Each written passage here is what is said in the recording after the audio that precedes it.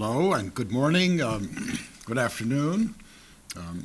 Ladies and gentlemen, this is the program on constitutional government, the beginning of our series of Friday lunchtime seminars. Our first speaker is Michael Lewis, who is a professor, the Faison-Pierson-Stoddard Professor of Art History. Is architecture in that? No. Yes, Art and Architectural History at Williams College. He's a critic of architecture and the author of numerous essays and reviews in the Wall Street Journal. And what attracted me to him was two rather eloquent and moving articles that he wrote for the Wall Street Journal on the fire on the Cathedral of Notre Dame. He's written for many other magazines, and he's author, among other things, of Furness, Architecture and the Violent Mind, in 2001, The Gothic Revival, American Art and Architecture, 2006, and prize-winning book, August Reichensperger, The Politics of the German Gothic Revival. And his research interests include architectural theory, utopian and communal societies, and the nature of creativity. So, Michael Lewis. Thank you.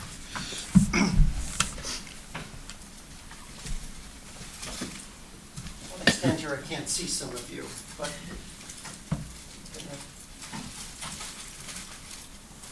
can that be moved? No, that's great.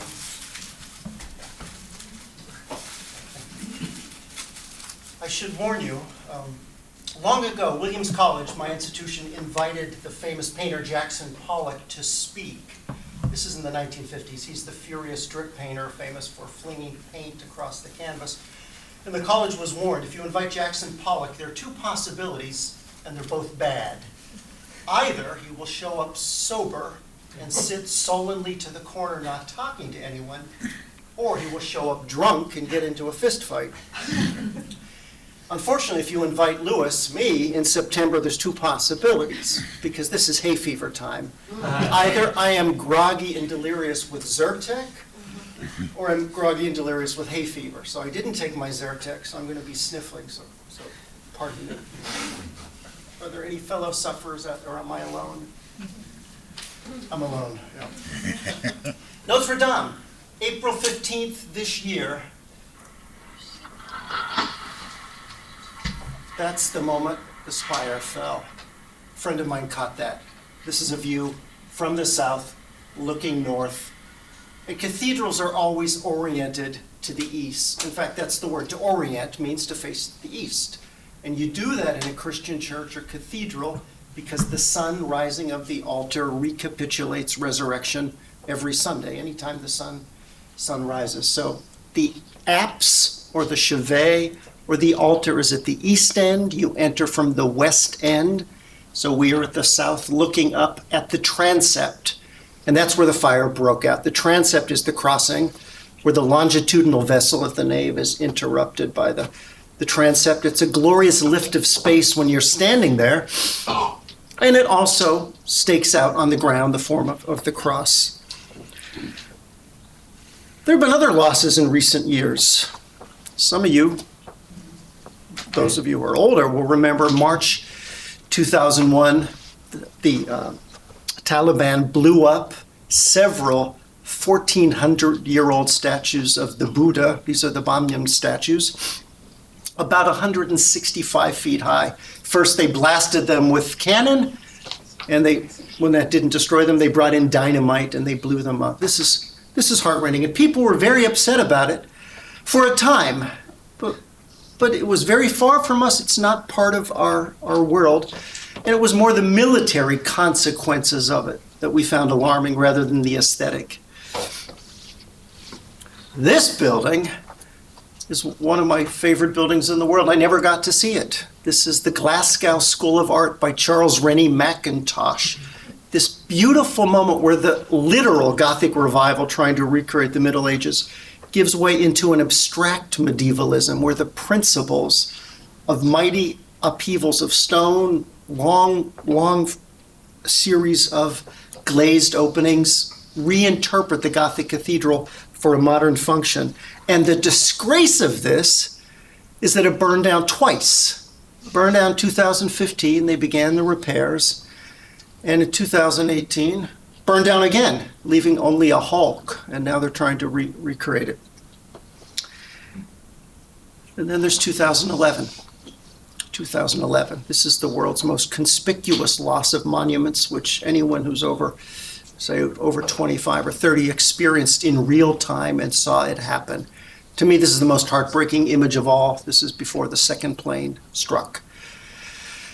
Well, I don't know what it is, but none of these things, as horrific as they were, touched people as much as this did. Now, this certainly horrified us all, but not because of the loss of a monument. These things were never that beloved. New Yorkers, well, my wife was born in New York, and she said she loved them because they glistened in the sunshine when she drove back weekends from college to Brooklyn, and she saw them glistening like a portal that said home. That may be the only nice thing I ever heard about these buildings. Our grief about this was the nearly 3,000 lives lost, the national humiliation we face. But this is something unlike all those other acts of destruction. This one seemed to have touched the heart of everyone. And I want to explore why that is, what it teaches us, and what people are doing about it. And the reason I love this photo is because someone very cleverly has positioned himself to get a photograph where the cathedral is staked out against the sky with the Eiffel Tower in the background.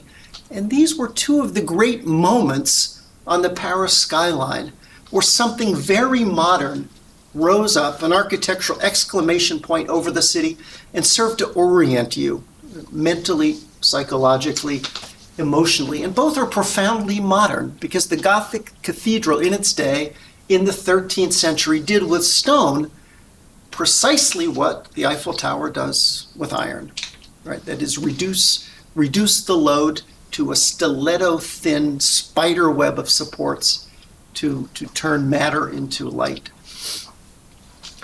And its position is glorious. It's on the island in the Seine River, right at the eastern point. There you see the apse pointing to the east. If you go there now, you will find very, very heartbreaking monument to the deported Jews of Paris, right at the eastern tip. It is a fantastic site for a building, and if you excavate under it, they've done it, you find a Roman temple to Jupiter, because the Romans recognized this was the point of power in Paris. And if you dig below that, there is the ruins of a Druid temple. So since time out of mind, this was the prestigious spot in Paris. The fire broke out here in the roof truss. The roof truss that no one sees. This is the three-dimensional lattice of oak, all medieval oak, completely intact. These are 700-year-old trees. And the fire wasn't detected soon enough. You know, I lived in Germany, and I don't know if anyone has been to New Year's Eve in Germany. It's like the Battle of Stalingrad. Everyone comes out, shoots fireworks up the street. And every year, about 24 houses burn down. They take that as an acceptable loss. But every German cathedral puts a fireman on top of the roof of their cathedral in case a stray missile starts burning. There was nobody up there. There was a smoke detector. When the alarm went, it took quite a long time for the watchman to find it. It's a disgrace, and it's an embarrassment. It's all gone. This whole 13th century oak forest is almost entirely destroyed. And they were in the process of researching it, taking our new knowledge of dendrochronology, that is the process of taking core samples from a tree, and then studying how large each ring is, because every year has a different amount of rainfall and temperature. You can now precisely date oak in Europe back about 5,000 years. So they were discovering new things about this in the 1995 excavation. To everyone's surprise, the trees were not aged. They put up green wood. You think they wouldn't do it because green wood is going to shrink a little. But it may be that as the wood shrinks, it clutches the mortise and tenon joints all the tighter. And that's what you've got now. You've got a temporary roof. The entire roof is gone. What you have below is the masonry carapace, the limestone shell, and the roof that shielded from the rain is all gone. This is the temporary roof, and what is very alarming, if you look at it, the transept gables to either side are standing naked. They are just walls in the wind, and they're very imperiled, and we still don't know how much invisible damage happened to the stone as it burned, because stone can lose its compressive strength.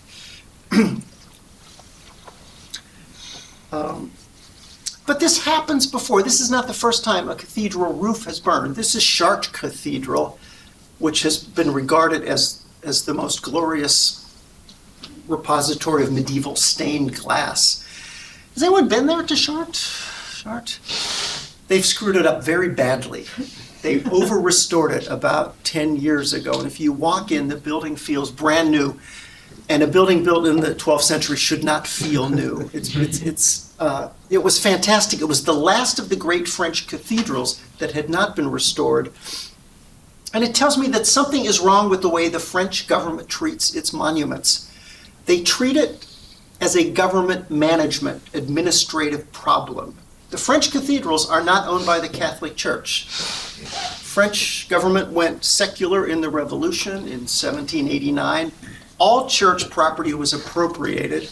After the Restoration, all parish churches were repatriated to the church, but not the cathedrals. The cathedrals are owned by the French government, managed by the French government, and serve on long-term lease to the Catholic Church.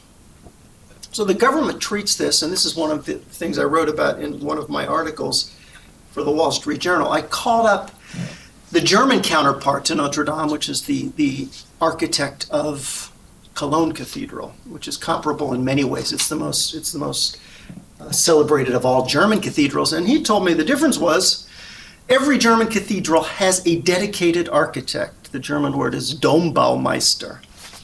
He's got his office right there, and he manages it year in, year out, because a cathedral is always being reconstructed. By the time you repair all the masonry from east to west, you've got to start at the east again as it deteriorates. The French government treats it as another bureaucratic matter. I'm sure they've got great health benefits and publish fantastic reports, but they don't have this thing that all of us who teach know, the phenomenon of personal ownership. And we know what it is when you give a student, and you know it as a student. Some assignments you do perfunctorily, but sometimes your heart just catches fire and you throw everything you have into it. These things were well managed, but they screwed this up by over-restoring it. They screwed up the caves of Lascaux. I don't know if you know this.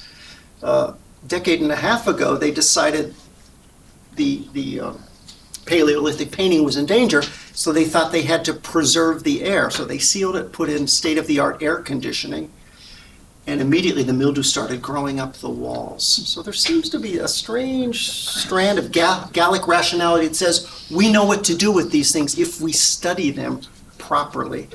The Germans treat it rather as a very pragmatic problem. An architect is responsible for the physical fabric. At any rate, Chartres burned in 1836, and Chartres will never burn again because its truss is iron. It's the first iron roof truss. This is Reims Cathedral, burned by the retreating German army in World War I, and that lost its whole entire roof truss. In 1919, when they began the restoration, instead of using iron, they put in a state-of-the-art, very imaginative concrete roof truss, and that's a view of it now. Well, you may have seen in the newspapers, they have been ricocheting around all sorts of proposals for what to do for Cologne Cathedral, or for Notre Dame Cathedral. And most of them are justified by a bit of strategic sleight of hand. They say that flesh, the flesh is the tower, the spire, that's that needle-thin spire that marks the crossing. The French word flesh is actually the French word for arrow, and it survives in English in the last name Fletcher. A Fletcher is someone who feathered an arrow to shoot it. So that flesh is built in the 1850s. It's 100 feet high, and the argument was, well, if Violette Leduc could lay his hand on this cathedral and modernize it, surely that's a permission slip for us to do the same. This is Cologne Cathedral as it was being completed. The building was abandoned in the 1560s. It was never finished, only the apse base of one of the tower. And there was a hefty debate carried out that involved artistic currents, nationalistic currents, historical self-consciousness. One faction said, if we are going to build a cathedral, we should do it as they did in the Middle Ages as an act of homage and piety and use wood. Other people saying, well, if Chartres burned, maybe we should follow their example and use metal. So Cologne Cathedral actually has a fabulous iron truss, which no one can see. And this is the argument. Well, Violette Leduc was allowed to tinker, surely we can. This is a view of Notre Dame before Violette Leduc put his spire on. See the missing spire. But the fact is it had a spire, and there it is, you see, in a 16th century print. It had a rather mighty spire at the crossing. And that was taken down right before the French Revolution, 1786 they started. It had become precarious. Excuse me. The work was finished in 1792, which is why it looked like that for the longest time. And Violette Leduc built one of the most fabulously creative and enterprising essays in the entire history of the Gothic Revival. He didn't just sit and make squiggles on his drafting board. He conducted, being a Frenchman, a systematic investigation of every spire of all the cathedrals in France as part of his dictionary, Dictionary of Architecture from the 11th to the 16th century. So when you look at his spire, you're not looking at a flight of fancy. You're looking at a synthesis of historical knowledge and structural knowledge of what these spires did. And if you, I have a copy of this. It's a rare book. If you spot this, get it. My copy belonged to the Archbishop of Lyon. But he shows you the framing, the interior, exterior, and the plan. And that is what has inspired a whole raft of careerist young architects to try to do Violette one better. Let me show you some of them, moving from less ghastly to more ghastly. This studio NAB in Bulgaria at least has the idea what a spire ought to be. It ought to be something slender, graceful, heaven pointing on the sky. This architect, Alex Nerovnia, had the idea, if we're going to rebuild the roof, the essence of a Gothic cathedral, of course, is light. Let us make the roof as transparent as a greenhouse. Well, the problem with that is, there's another one with a similar idea. The problem with these ideas is that the roof is invisible because it's above the stone ceiling. So the only way you could bring light in is if you also finish the destruction of the vaults, which tells me these things are frivolous little exercises in Photoshop by somebody who doesn't understand, as Violette Leduc did, that the Gothic Revival is a three-dimensional organism. That is, it's a machine for distributing weight from the sky, channeling it down safely, not through thick walls, but through slender supports to leave the intervening space as open and free as possible. Well, now we're getting ridiculous. But I think this is a very informative image. If you look at the lower right, that is the big gizmo that's unveiled at Hudson Yards earlier this year. Some of you climbed up it? Well, you realize this is not architectural thought. This is refrigerator magnet thought. You take a shape and you put it in place, and it's meant to be seen on the computer screen. These things are very funny on the computer screen. They would be horrific built in 3 dimensions. So none of these have been thought through as Violette Leduc did. How does it work with the physical organism, the heroic acrobatics of stone and support? Now, these Swedish architects have a sense of humor. Why not put a pool up there? I guess you could. Weirdly, I find this the least offensive because it's invisible. You would not see this from the ground. But what would happen is, though, you would lose the gabled roof. But again, this is Photoshop. Architects now typically design and think on the computer screen, not in three-dimensional space by drafting. We're looking down here into a roof garden. Again, a slender spire. Fine. This fellow from Cyprus, to soften the horror of a cultural loss, he said, in effect, what I have proposed is not the final design. Think of it rather as a foot in the door to say that we must do something new and contemporary there.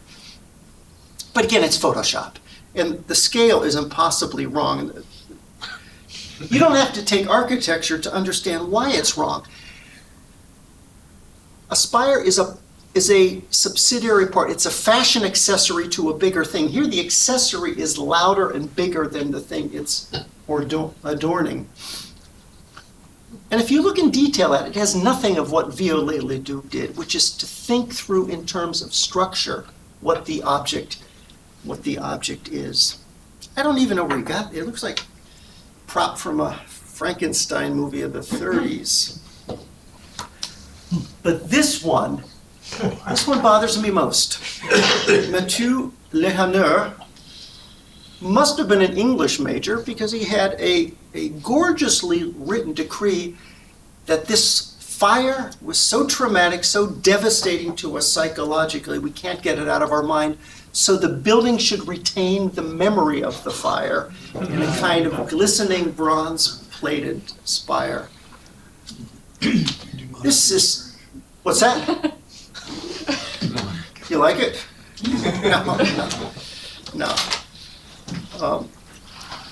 But what it reminds me of, particularly that impulse, it's exactly the wrong one, but it says much about the age we live in. These are some of the proposals for rebuilding the World Trade Center. Competition was held in 2003. And there's a parallel here. Both of these disasters were captured live on video. People saw them. The problem with making a work of architecture, the task of an architect, particularly an architect or a sculptor making a public monument, is to create an arresting image. Your principal task is one of image making. Your performance has got to be some sort of optical claim on the imagination. Problem here, we've got something that's optical and seizes our imagination, the fire. And you get the sense that Lehaneur here is competing with the fire, and that's the wrong way to go. And I think that's what happened in a lot of the World Trade Center proposals. People could not think away the spectacle of the towers falling. 2 collisions, 2 collapses. In the most melancholy one measure of music, of the music of horror. Bam, bam, crash, crash. So you see a kind of desperate, cloying attempt to compete with the graphic imagery. At the time, I wrote a little piece saying, there is no hope for making a good monument at the World Trade Center because all of us have seared in our mind the thought of those towers going down. And you could not make anything more interesting than those horrible explosions. I argue that the place for a national monument should have been where Flight 93 went down in Pennsylvania. We don't know what happened in the sky, what that heroic attack at the cockpit achieved, but there you could imagine it abstractly. These aren't the worst. The worst, I think, the worst attempt to make a building to replace that was by the performance artist Vito Acconci. Do you know? Any of you know him? Maybe his star is faded. No, never heard of him? He made a name for himself. I think he's the first artist to incorporate onanism in a performance. Anyway, Actually, if you think about it, that's what his design for the World Trade Center was. He said the building was exploded. Why don't we create a pre-exploded building as a slab of Swiss cheese? This is deeply insulting to any of you who know someone or know of someone who died there. So how are we in this situation? How are we in this situation? I think some of it has to do with the peculiar place we are in time, where our imagination is dominated by graphic information. We spend more time looking at screens and less time looking at objects in space and light. I think about this. The Wall Street Journal sent me to review the new TWA Terminal Hotel at JFK Airport, which all of you should go to. It's fantastic. This is the concrete terminal designed by Serra that looks like a bird in flight, one great swooping bird. Turns out you can turn a hotel, or you can turn a terminal into a hotel easily. Instead of checking into your plane, you're checking into a hotel. It's got a lobby with restaurants and shops. And then the tubes that once took you to your jet now take you to your room. Very good. But with my wife, I spent 24 hours there looking at the building in night and day, and I realized how rare it is that we look at something in changing light. And that sculpture, we all look different in changing light. Anyway, so one of the things that puts us in a difficult problem is the nature of our graphic imagination today. Another one is, I think, a distinctly French problem. The Germans mistakenly thought they invented the Gothic style. And they thought that into the 19th century. We didn't have secure dates for the earliest cathedrals. The most transparent of all cathedrals happened to be in Germany. Schinkel, the great neoclassical architect, painted them majestically again and again. It was the energy of that nationalist thought that drove them to finish Cologne Cathedral. In 1815, when Napoleon was finally vanquished, one German political conservative author, Joseph von Goerez, name you should know if you're doing political science. He's the founder of political Catholicism in Germany. Goerez with 2 dots over the O. He made an amazing argument. Germany has never been a coherent nation. It's a mutilated torso, as Cologne Cathedral is. So let us complete the cathedral as a metaphor for a completed Germany, which they did. It was the central German art achievement of the 19th century. Well, because of that, politics, religion, and regional identity all swirl together, that every German feels ownership of Cologne as a symbol of who they are. The French, by transferring all their cathedrals to administrative control, loses that possibility. It has been said, you may have heard it, that we cannot complete Cologne Cathedral because we don't have stonemasons who do it. We don't have the ability to carve limestone now. And therefore, it is our moral duty to make a building of our age expressing our materials. Well, actually, that's not true. There are people who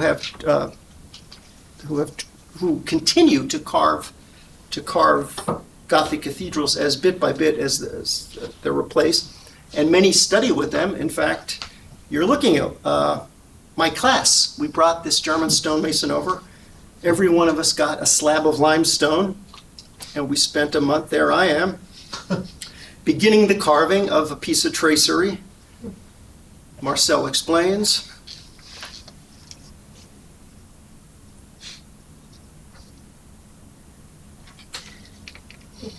So it can be done. I mean, it is being done. So I think it is a falsehood to say that we only have one choice, which is to build our materials today. That there needs to be made, and there's a growing public awareness, which I think has alarmed the French government, a growing French awareness that the people do not want this project put in the hands of architects. That there's a public demand for doing it the right way. Right now they're finding there are not quite enough stonemasons to do it.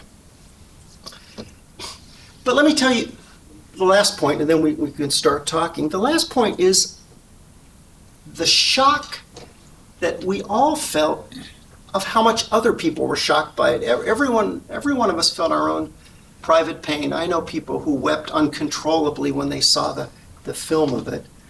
And that tells me that there is a deep longing for those images in our landscape that give meaning to our lives, our society, and our sense of culture.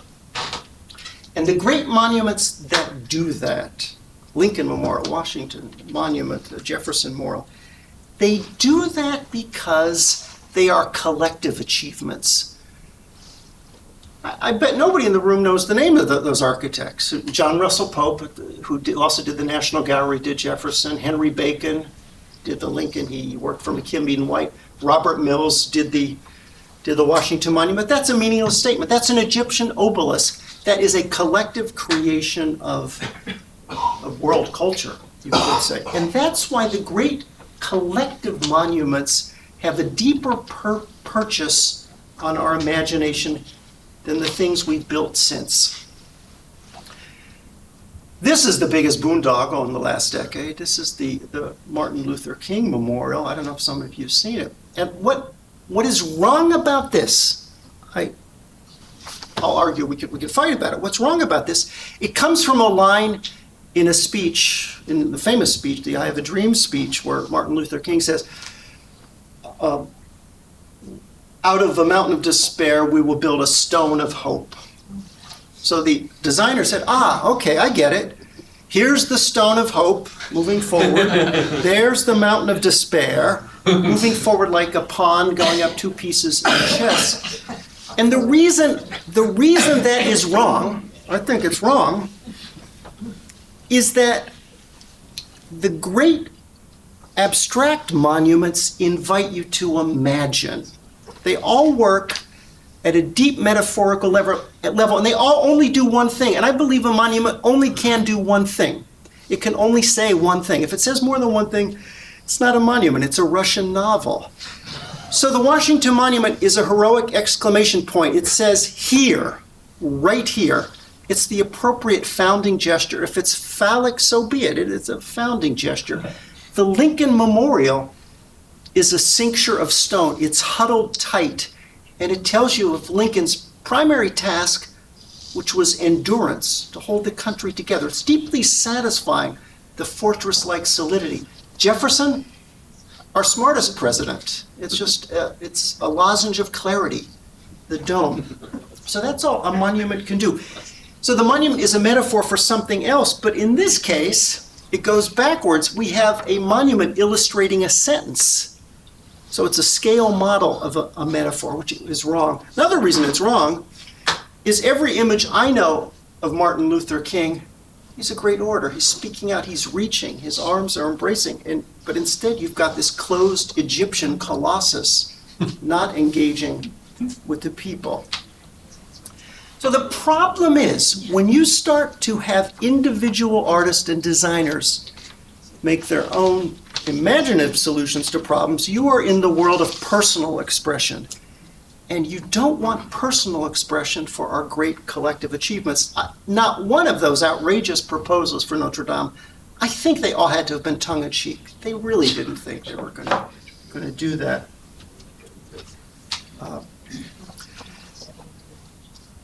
Even before the computer screen took over our lives, the television screen took over our lives, and television watching, as opposed to novel reading, encourages a habit of literalism. Television is very literal. You know, television didn't come out of the movies. Television came out of the radio, all the storytelling devices, because they know the people at home sometimes get up and get a beer, or walk to the bathroom, or walk away. So you've got to hear it going all the time, which is why a simplified storytelling is encouraged. When the Franklin Delano Roosevelt Memorial was put up, various activist groups came in to complain. Why wasn't he shown in a wheelchair? It's critical that he's shown in a wheelchair. Oh, you can't have him smoking a cigarette. No, that would be...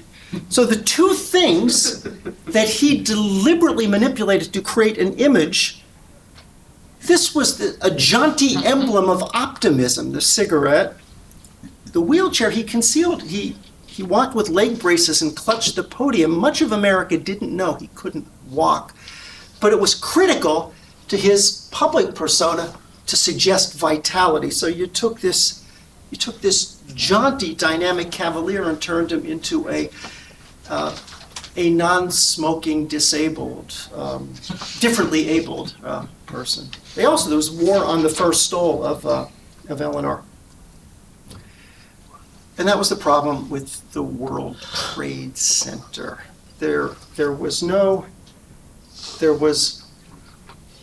I have to show this. They don't show this anymore, but I think we need from time to time to look at the pictures of it, which have been quietly censored by our media. The saddest sights of all, the people leaping rather than being burned. Probably nobody under 25 has seen these, but for a couple of days they were shown, and then they were stopped. This saddest of all, a couple holding hands as they went down. For all we know, they just met each other in that moment. Anyway, let me show you something that's so offensive you won't be able to believe it. This is Eric Fischl. This is the first sculpture made of 9/11 called The Falling Woman. This is wrong at so many levels.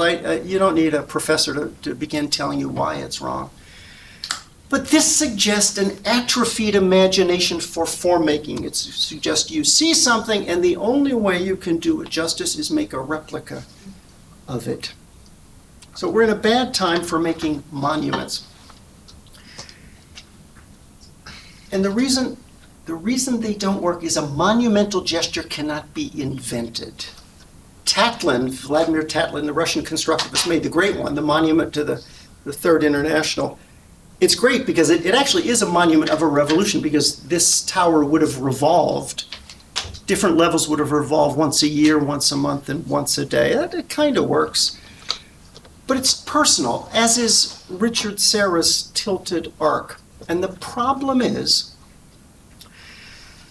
once you make an idiosyncratic personal expression, you're expressing your own longings or desire, imagination, not the collective ones. And that is paradoxically why only two great monuments of the last half century have achieved wide public embrace, because as contemporary as they were, they're actually very old-fashioned. Maya Lin's Vietnam Veterans Memorial is one of the oldest forms of all. It's the Wailing Wall. It looks modern, but it's very traditional. Also, she was 19 years old, so when you look at it, you're not looking, if Picasso had done it or Oldenburg, you would say, oh, that's an Oldenburg. Oh, that's a Picasso. But she was unknown, so she had the ability to be anonymous. Another fellow who was pretty much anonymous when he started was Saarinen, the Gateway Arch in St. Louis. Here again, you have something which works because it's a very ancient form. It's a triumphal arch. This is the arch through which Lewis and Clark passed on their journey. So I wish I could give you a happy ending, but let me leave you with a terrifying thought. Macron, head of France, announced that they're going to get it rebuilt by 2024. He didn't pick that number out of a hat. He picked it out of the 2024 Olympics to be in Paris. This should not be done hastily. Anyway, those are some thoughts, so maybe we should just bat them around, if that's all right. Right? This is great. Thank you so much, Mike.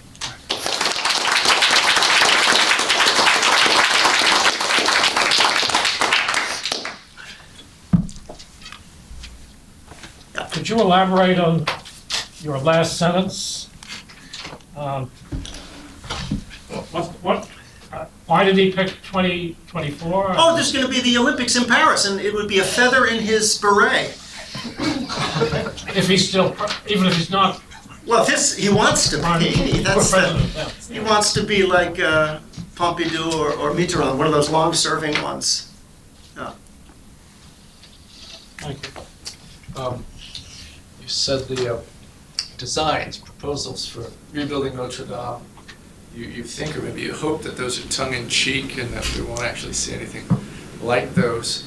I can't help thinking, my favorite, don't know much about architecture. My favorite architecture book is Tom Wolfe's House to Our House, and he begins with the addition to the Yale Art Gallery, I think Louis Kahn designed it. And to me, if I'd seen a sketch of that beforehand, I would have thought, well, this is a joke, right?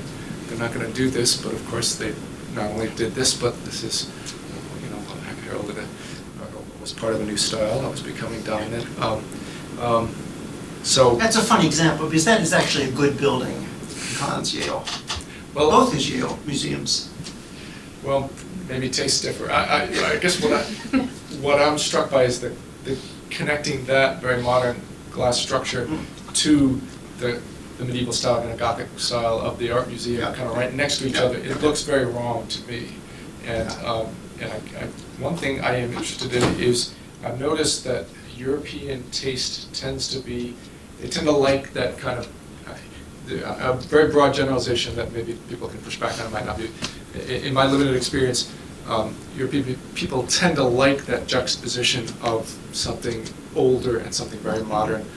I don't like it, and of course I'm sort of a fuddy-duddy generally, but I haven't noticed Americans generally liking that sort of thing as much. And maybe that's going to be relevant in Notre Dame. Interesting what you say, because you could make an argument at Yale, well, art has changed. We now have modern art, and it's appropriate that a building might have different spatial demands. This thing, though, is doing what the cathedral did 1,000 years ago. Sunday masses, and so it doesn't need to change because anything that has happened to the building's function whatsoever. Now, that's an argument for continuity. I'm a fuddy-duddy, too. Yeah.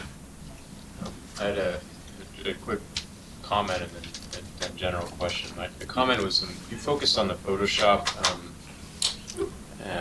visuals, and I see what you mean. That's, I think, a very important observation. I would say, though, it occurs to me that modern technology would potentially be able to be used the opposite way. I know on Instagram, which is the big photo collective now, there's an incredible amount of interior shots of all kinds. It's mostly what I would call travel, self-promotion, but they're inside of cathedrals, inside of great buildings, inside the Hagia Sophia. I may have used some for this. Yeah. We And all so, take from- in some way, the vast majority of people aren't going to be inside these places. They live in other places in the world, for example. So that's just a general comment. But on the literalism part, boy, I remember, in September 11th, one thing I found was, emotionally for me, it was difficult. The imagery, television imagery especially, and then in the newspapers, was this so stark that my own emotional connection, I was in Toronto, I didn't know anyone directly impacted and endangered in New York, and it was very hard to square my emotional reaction in a kind of human way with all this imagery.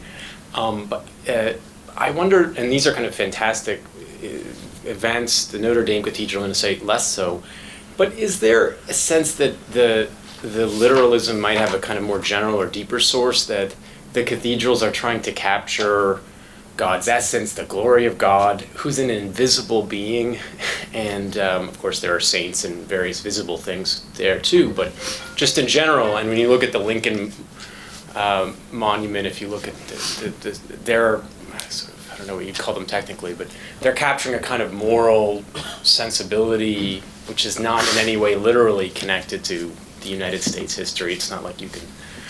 Is the literalness maybe growing out of difficulty in reaching people in this older way, whether it's a kind of spiritual, I would call it abstract way, or... I think it's the biggest factor is decline of reading. I really think so. When you read, you have to imagine everything, what people look like, what a place looks like. And if movies, particularly American movies, don't have ambiguity, you know who the bad people are, the good people are. Very early. We're very Puritan in that way. And seeing a lot more graphic information and a lot less reading, I think it's just a habit of mind that has gotten strengthened. And now that those who go to architecture school now typically design on AutoCAD, some still sketch, but it's dwindling quickly. The two things, it's a bad mix, I believe. Yeah, so thank you so much. This was a fascinating talk. On this note of literalism, I'm very interested in the ways in which democracy doesn't care for forms. And so I don't know much about architecture or art history as a discipline, but from what you describe, it sounds very much as if there are no forms. The cathedral is not a form that could evolve in some way that is organically the way Violette Leduc's improvement might have been a kind of organic evolution of a form, right? Instead, it's this mechanistic, we can just stick a new spire that doesn't have anything to do with the form of a cathedral on top and play with it as we're playing with parts. And I wonder if there's, whether you could comment on that and whether there's, that reflects the movement in architecture, schools, or art history. And then also just, to follow up on Rory's point about cult and... Who's Rory? Oh, sorry. About cult and worship. Yeah. Whether this disregard for form is I know you prioritize reading or a failure of imagination, but it doesn't strike me that if something were to happen to one of our beautiful monuments down in Washington, the international response would be quite the same. Different than that. Well, the surprise, everything you say is right. The surprise was in secular France how much horror-struck grief was expressed, absolute horror. So that, which has been making me think that there is a very powerful, unsatisfied longing for these things. Your first question about the forms of democracy, well, the Greeks gave us the buildings of democracy, the Criterion. The form of democracy is really the audience hall. And we kind of have that in the U.S. Capitol, or the Greek Stoa, which is the covered marketplace, meeting place of man, transactions. Then there's the symbols of democracy, where it's a little different. Republican symbols, the Roman fasces, which is bad now. But we borrowed the Roman vocabulary of government, and we became a lot more Roman after the Spanish-American War. We got a lot of colonies. It's interesting that we went from essentially Greek government buildings to Roman ones. All these things are at play. I don't have an easy answer. And the cult one is interesting, too. I mean, you could say the grief here is really purely art historical. It's as if the Mona Lisa was slashed, or when that crazy Laszlo Toth took a hammer to the toe of Michelangelo's Pietà. Was that 71? It was, my observation about this is also kind of question whether how one could restore Notre Dame. So when you look at those wonderful buildings in Washington, I look at the Jefferson Memorial, I see the Pantheon. Look at the absolutely. Lincoln Memorial, I see the Parthenon. Look at the Right.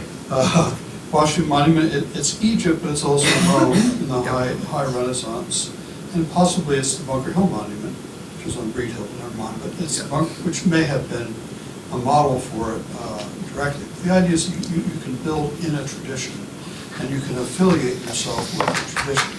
Right, so and that's what the we say to collective... ourselves, we are building a new Rome, a new Athens, and the expression of this is our buildings. But when you talk about Notre Dame is the building of Catholic Europe in the Middle Ages. It's a center of scholasticism, it's a center of, and it's very problematic to rebuild it for secular people.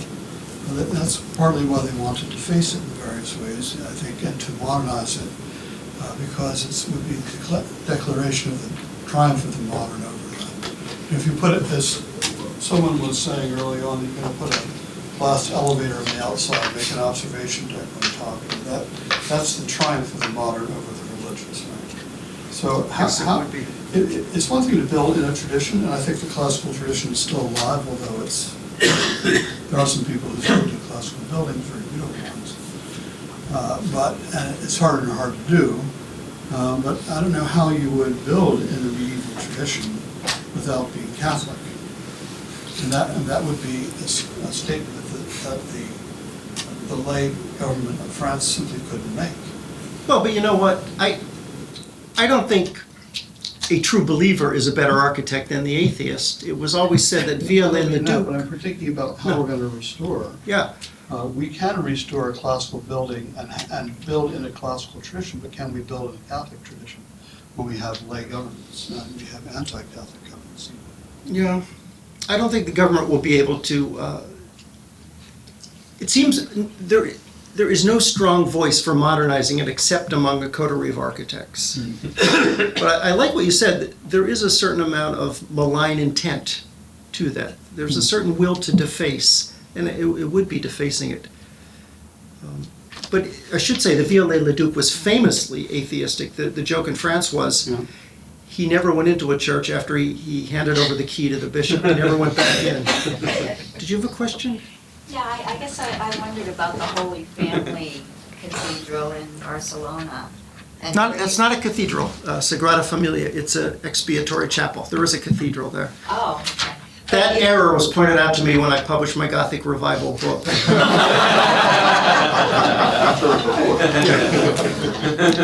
But it does seem that a secular government can do. And that was, for the last 100 years, it was almost continually in construction. Yeah, these things actually live a double life. Cologne Cathedral is a case study. They began to build it through a Catholic foundation in the Catholic Rhineland at the very moment that Prussia grabbed the Rhineland as a tip for beating Napoleon, and they negotiated the payment. And this would be a good model, and the Prussians wanted it partly because they still believed it was a German invention, the Gothic. The King of Prussia paid for the towers and the facade, and the Catholics of the Rhineland paid for the nave.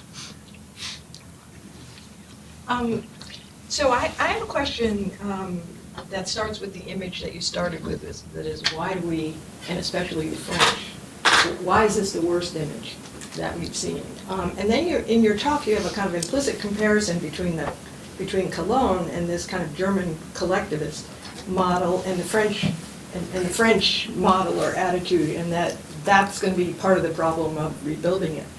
But it does seem to me that at least the many emails I got from French friends, all of whom are very secular and Jewish or whatever, of this grief was a collective image. That is, it has become a symbol, a collective symbol even of secular France because of the kind of cultural appropriation in the schools, in whatever, so that there is, which they're now kind of afraid of losing. And so, although it's ambiguous enough. So I was having a hard time kind of figuring out exactly what the opposition was between a German sort of collective image of this expression, and it may be in a different way, but I think that Notre Dame is that kind of image of collective identity of France in that same way, and that explains the grief in some sense. It's a symbolic anxiety, the fear that it's disappearing.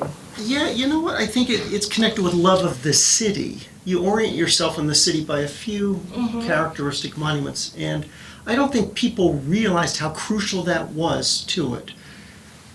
Eiffel Tower, towering up there, you know that that's a landmark, but this thing, people didn't see it. Sometimes you lose something and you realize how critical it was. I find myself thinking about the, do you know about the tradition of how land ownership was recorded before there were pre-literate Europe? Do you know about this? If Olaf sells his farm to Sven for 40 ox, there's no county courthouse. So what you do is you get witnesses, but witnesses die. So you try to bring as many young relatives as you can. But a 3-year-old doesn't know about it, so at the end of the transaction, you get all the toddlers and you slap them right across the face. And then you give them some candy to stop crying. And every year you remind them, remember we slapped you? That's when Sven sold them. And those of us who are Catholic, we got it, because confirmation, you're given a little slap by the bishop. That's a remnant of that, and so is the Queen dubbing you. It's a little tap, which is a memory tap. And in some English towns today, they still have the tradition of beating the bounds, where the whole parish gathers, it's on a feast day, with staves, and they march the whole perimeter of the the bounds of the parish, the bounds. You beat the bounds, and at certain points, it's now done without pain, but you pick up children and you just tap their head on a rock at the corners. And I've been thinking about that in terms of this. We tend to be physically severed from the experience of our cities. We expect them to be changing in constant turbulent motion. But as it happens, there are things that at an invisible psychological level that we kind of tap with our brain and body that are the psychological boundaries. And that was the revelation of this to me, because I'd gotten very cynical about people's need for novelty. And that's why I'm still trying to, I didn't give you a talk with any neat answers. I gave you some of the problems that I've been struggling with. But secular, atheist, Jewish France, everybody feels this gaping hole. Maybe it's not the loss of the building, it's a loss of the familiar face of the city. It's a face you love whose nose was just cut off. It's something like that. Perhaps Notre Dame was best appreciated by the pickpockets who infested it. First here, then there. In light of this comment on the physical education of children, I'd like to ask about education. So there is, again, picking on this recurring motif about collective consciousness versus individual effort that falls short of that. You say there are exceptions of those architects who are able to be anonymous. And then therefore they create... Until they become famous. Now, right. If you get something from Myelin, you have a Myelin. Right. The Vietnam Veterans War is not a Myelin. It is a collective thing. Right. As soon as you're famous, you're generating products. That is my question, because being anonymous is a condition that you are not, that the architect does not triumph over by means of his or her intellect. So my question is, what would be a kind of education for the architects that would allow them to mediate their approach to designing through public consciousness, and therefore achieve a kind of universal knowledge, and therefore overcome the problem that you have pointed out? What would be the prescription you give to form a philosophical architect? That's a great question, but I don't blame the architects. As I get older and I get more benign, I think I used to blame them if they had been more responsible, if they thought more of their civic duty. Architects are servants of the public. The public has abdicated its responsibility to tell the architects what they want. They became progressively more intimidated by the mystery of modernism in the 20s. And the great confidence of clients, and American clients in particular, were very confident. They would come back from Florence and say, "Okay, Cass Gilbert, I just saw the Palazzo Vecchio. You're going to build me one at Newport." And if you go to Newport, that's what they are. They're Florentine, English Tudor fictions and fantasy, and Chambord. But I think it was a double whammy. You had modernism, which is a kind of inscrutable language of architects, and right on the heels of that is the Depression. And the clients are all jumping out the windows of their skyscrapers. And this great loss of confidence, and loss of confidence, this is a political theme, in the mission, purpose, and goodness of Western society.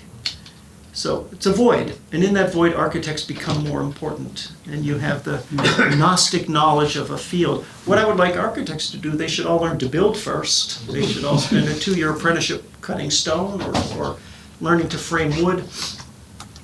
One thing that is a positive thing I didn't mention, a great number of wood growers, forest owners in France and in Germany have all pledged together they will give their oak. There is enough oak to do it. And this surprised me. They only need about 1,000 oaks. 10 years ago, they used 2,000 oaks to reconstruct the ship that Lafayette took to America. So the wood is not a problem. I thought it would be, but apparently it's not. There's enough separate forest where you can. Who had a question? Yeah. Still on this theme about how to think about Notre Dame as a religious symbol or as the secular symbol of the city of Paris or something. So it's certainly true. Every Parisian, every Frenchman, secular, Catholic, Jewish, whatever, saw Notre Dame as their symbol, as it's how they oriented themselves in the city, and they all felt the tragedy of its destruction, or of the fire. But there was a kind of awkwardness, I think, about a lot of. So if you've inherited the building, you can assimilate it into your life and you can treasure it that way. But when you're talking about building something now, it just seems much more awkward for a lot of people to want to build in the Catholic medieval style, because they part of them feels that that's what they want, that's the treasure that they had, but part of them understands France to be a new sort of society and wants to represent the new identity that they've embraced. So I think that's why, I think most people, probably right, want it just done properly in the old way, but maybe many intellectuals or writers or cultural commentators, they're much more attracted to, well, how can we preserve and modernize in a way that represents the new France, the new Paris. But they do believe in art, those people who don't believe in God. Most of them believe in art, particularly the intellectuals. And that's why I mentioned the Mona Lisa or the Pietà. Oh, excuse me.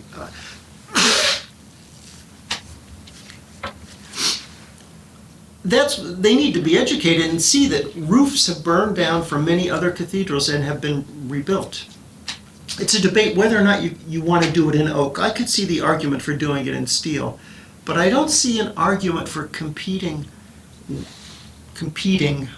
with its shape.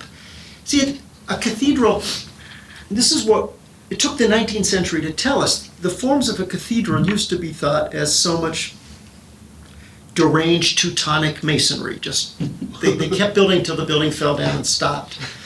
In the materialist 19th century, they began to realize that every single line of stone, even the finials, has a function. That is, if you've got a flying buttress taking the lateral thrust, the vault wants to push out, the flying buttress channels the weight down, but it will do so more effectively if you put a finial there. The pinnacle loads the buttress and pushes the weight further. Just a vector, you just move, it's a physics problem. So they used to be seen as so much barbaric fantasy, yawping at the sky. It turns out, no, it's very rational construction. So the Gothic is a complete system, and that's why it is weird to put another system on it.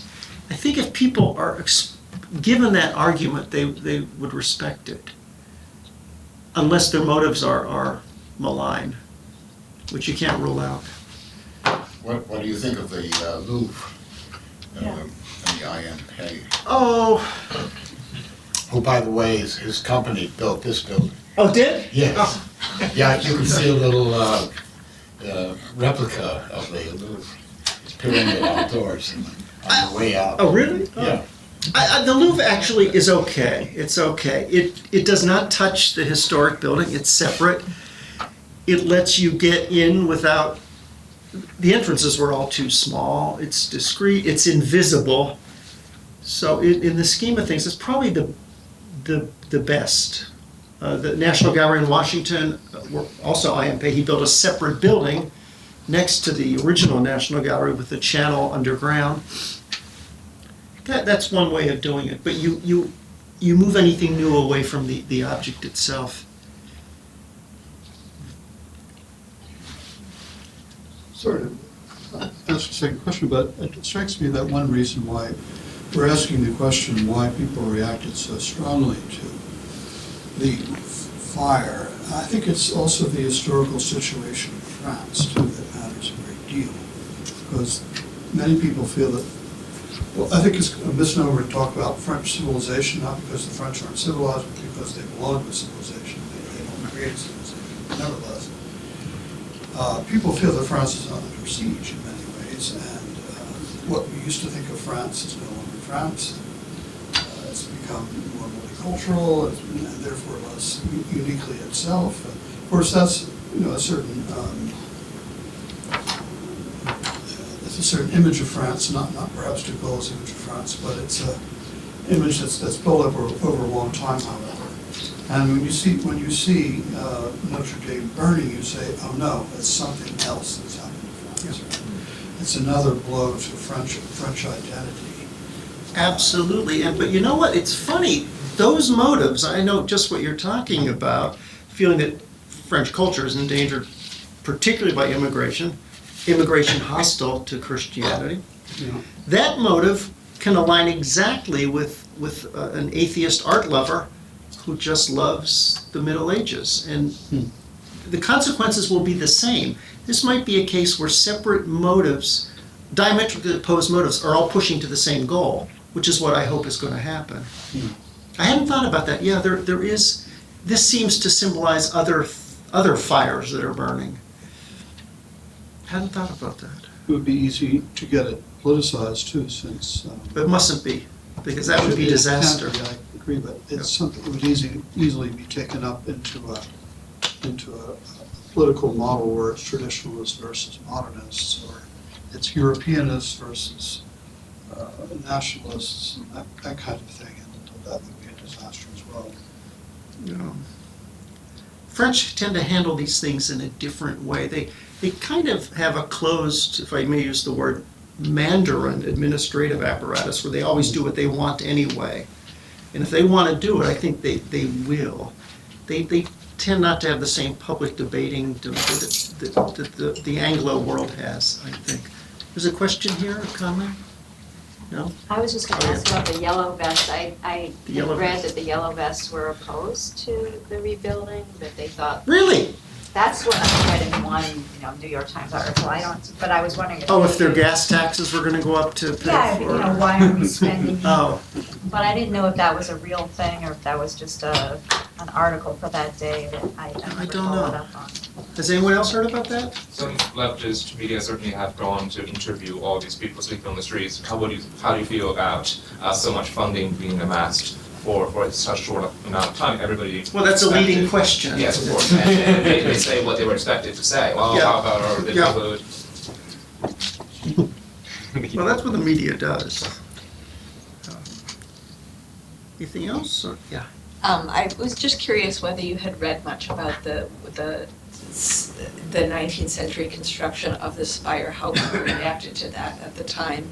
I'm curious partly because I have a very unpopular view in not liked that spire. You didn't like the spire? And I always found it to be a kind of garish 19th century looking add-on to my eye. But Really? and I was interested to see in the images that you showed that I very much liked the original spire. That you spire. showed, yeah. Wow. No, what you want to know, the popular press, actually my dissertation was Cologne Cathedral rebuilding, so I know the German popular press about them. I don't know what the French attitude, I don't know. Have you been to Cologne Cathedral? I have. What about their spire? Yes. You like that I one? like that one. Well, see, we disagree because that's a 1950s schematic Gothic. They wanted to modernize, so it's sort of an Art Deco thing. Uh-huh. And when I was talking to the architect of of Cologne Cathedral, he said he very much wishes he could get rid of it. He said that was a bad moment of the 50s where you felt an obligation to show that the thing was not fake. So you rejoiced when that went? Don't quote me on that. Yeah. Well, it's interesting because Violette Leduc wanted you to think it was an integral part and not stand out, but it is true after a century goes by, you do spot, things do diverge. You see it's not really medieval. Yeah. This is more a comment that I don't know, like a response from you on the well-formulated question, but I've never liked the Eiffel Tower. I've never liked it. I did a lot of French history. I do political theory now, but I did mostly like late 19th and early 20th century French history as an undergrad, particularly conflicts over religion in the public schools in France at the time, which was very, very heated sets of debates, much in common with things that are happening now, actually. And so I always found the Eiffel Tower this somewhat garish, I mean, pretty when it sparkles in the evening, but statement of modernity at the Paris Exposition of, I forget which year exactly it was, but 1889. right, but this statement of the Centenary of the Bastille storm. Right, yeah. So it's a statement which is itself, again, significant, Yeah. a statement of the priorities of the Third Republic, Yeah. many of which I'm not a huge fan of personally. But But And so- being mad at the Third Republic now is like being mad at Napoleon. well, one of the things I find so fascinating about French history is that I think they're constantly trying to work out the consequences of 1789 and how that maps onto their identity, their pre-1789 identity. But it strikes me as somewhat remarkable, just thinking about it now, that they chose to build a different monument for the exposition. They chose to build something else in a completely different part of the city, as opposed to make any changes to existing monuments. And so,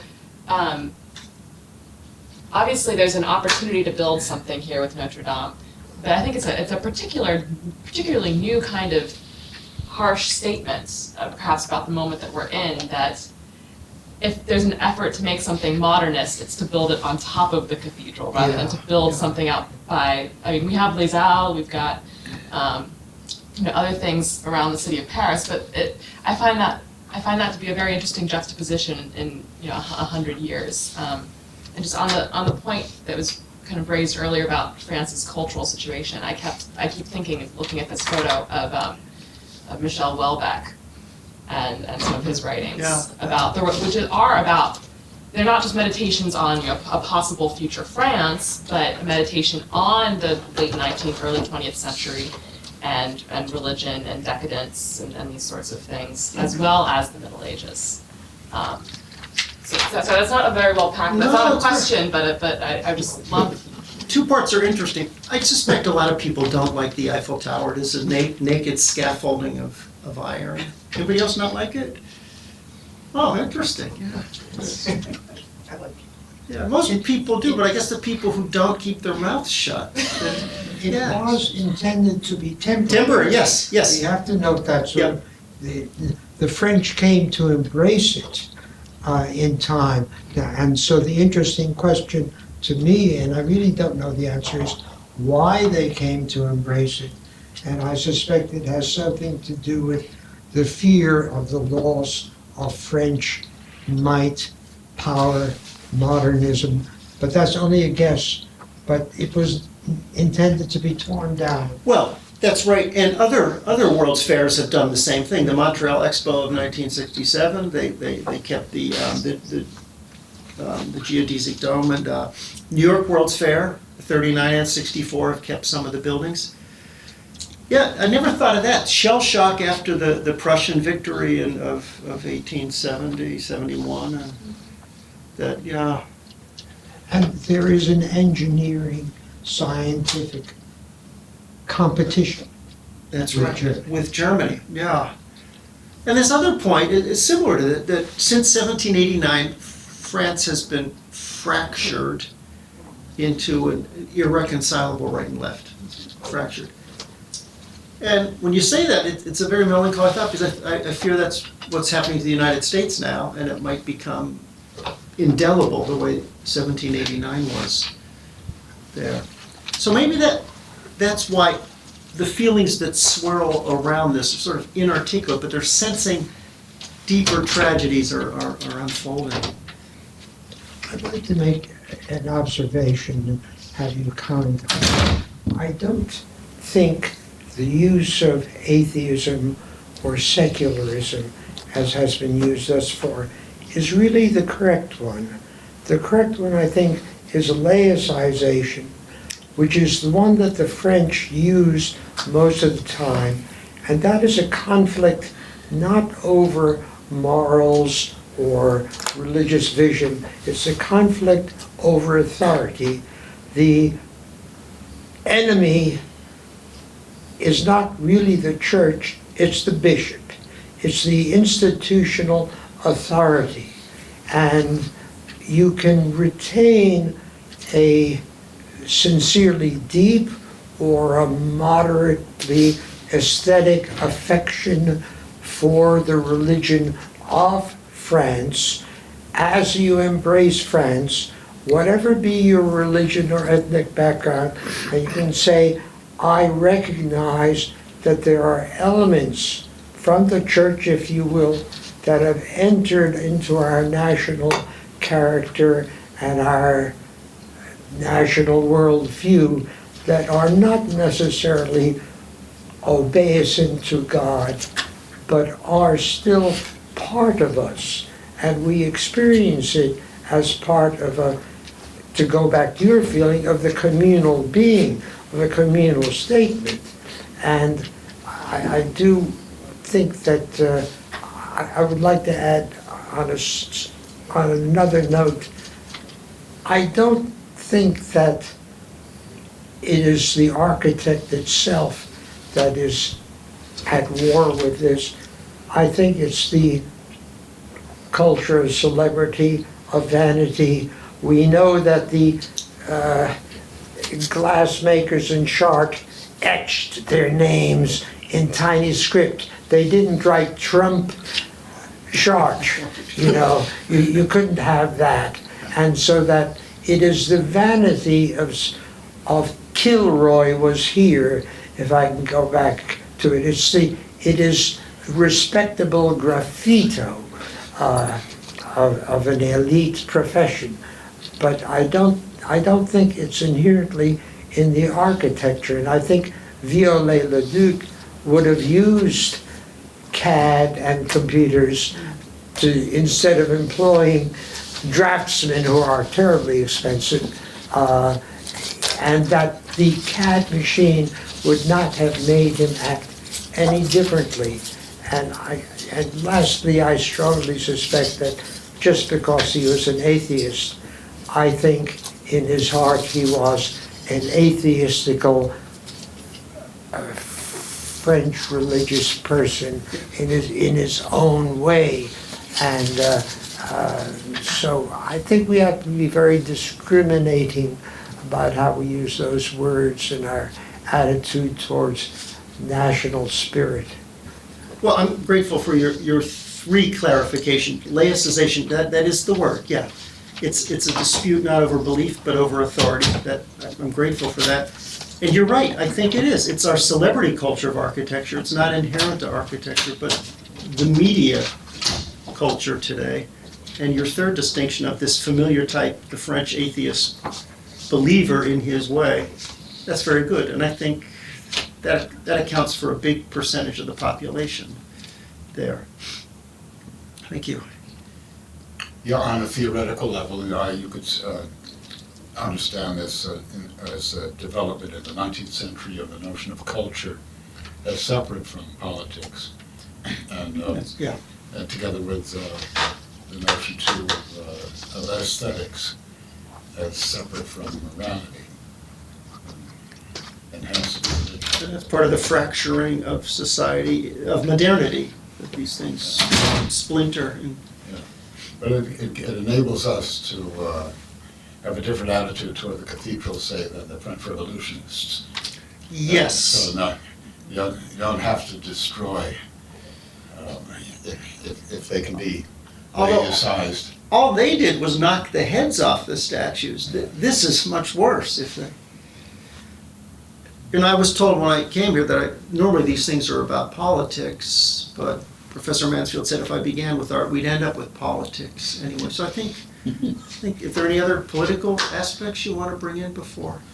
A quick note and a footnote to Professor Henkin's previous comment. I think there is a level of, so there is a discussion about the symbol within French culture, and there's also a kind of us versus them, a kind of France besieged in the world. And there was a level of militancy, I think, against the fire, and it was the same, I think, or similar situation after the November 13th attack. And I was in Paris at the time, and the immediate next morning, everybody went into the Invalides, and which is now, of course, the Musée de l'Armée, where Napoleon was entombed, Yes. where Hitler visited when he went into Paris, and we all sang the Marseillaise at the Invalides, which is very militant, but it was militant in a different way. I think this is also a kind of moment where... That was the principal gathering place in all of Paris, the Invalides? Yeah, where and Really? there was another singing session in the Louvre Oh. wherever the Saint-Marseillais, but also the Invalides, which is literally where the French army was Yeah. paraded and still paraded. Yeah, So yeah. I think that is a kind of a Huh. where is France now in the world kind of moment, which also France yes, shares in different modes with England and other civilizations that Yeah. are trying to find it, but also China. So Yeah, be yeah. these kind of- yeah. Yeah, yeah. Well, you asked for the political, this might be Yes. the political administrative. And that is to say, there is 1789 for archivists and maintainers of France's cultural heritage is a crucial date. In the archives, one, as they become bigger and bigger, one is allowed to commit triage on any documents after 1789. All documents before 1789 are religiously preserved and are not candidates for tossing. And in a real sense, if I may put it this way, this is a document that cannot be tossed. Mm. You know, the National Park Service, when it declares something a National Historic Landmark, we have a 50-year window, and nothing can be declared, put under protection till it's 50 years old. Once or twice they've made exceptions, but 1789, that's a good year for that. And that is the rule in the archive. I didn't know that. Oh. Well, thanks so much, Michael My Lewis. pleasure.